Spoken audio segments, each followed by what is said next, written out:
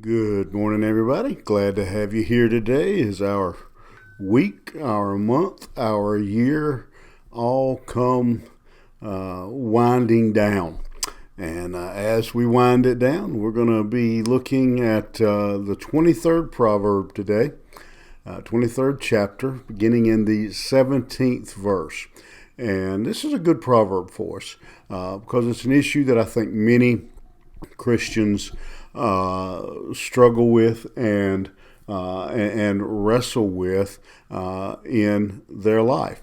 What he says in verse 17 there, when he says, "Let not your heart envy sinners, but continue in the fear of the Lord all the day."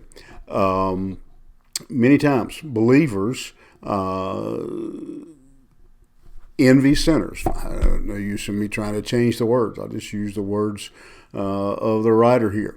It seems that many times we look and we see sinners who are prospering through their theft, through their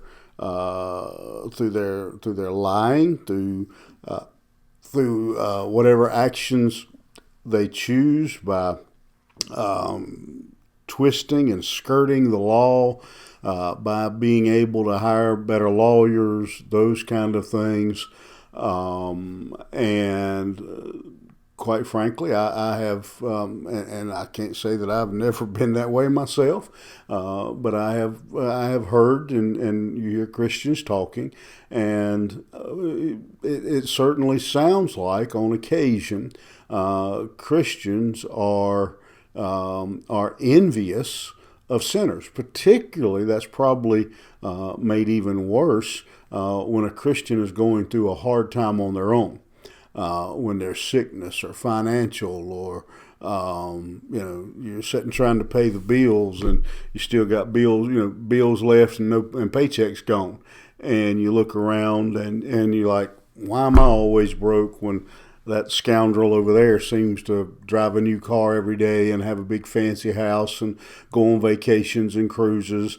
You're sick, you're hurting, and you're down and out, and you're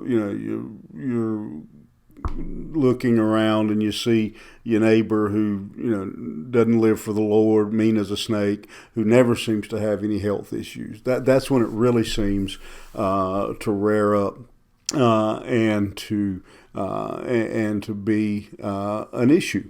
But the writer of Proverbs here reminds us: don't let your heart envy sinners. You continue in the fear of the Lord.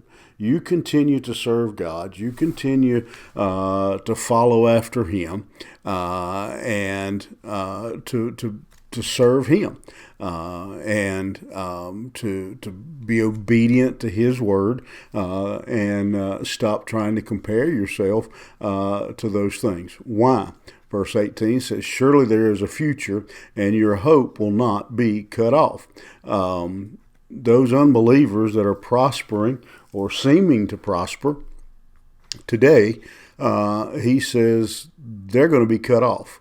They will be destroyed. But your hope is placed on things above.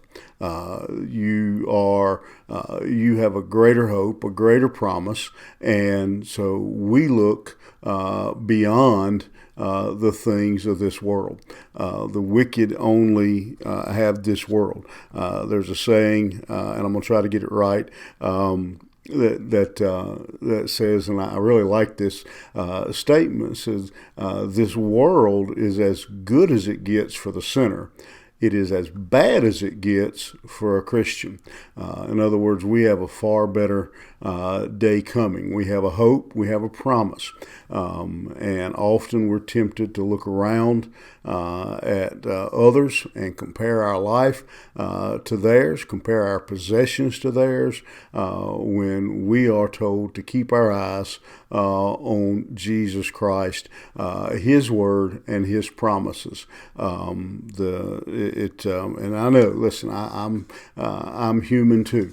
And I know it's hard. There's days when it's really hard to keep our focus on the great promises of the Word of God, the glory of tomorrow. When today is so nasty. But that is our direction. That is our instruction from the Word of God. As the Word of God says, lift up your head. Redemption draweth nigh. I hope that'll help you today. Have a great day, and we will see you back here tomorrow morning.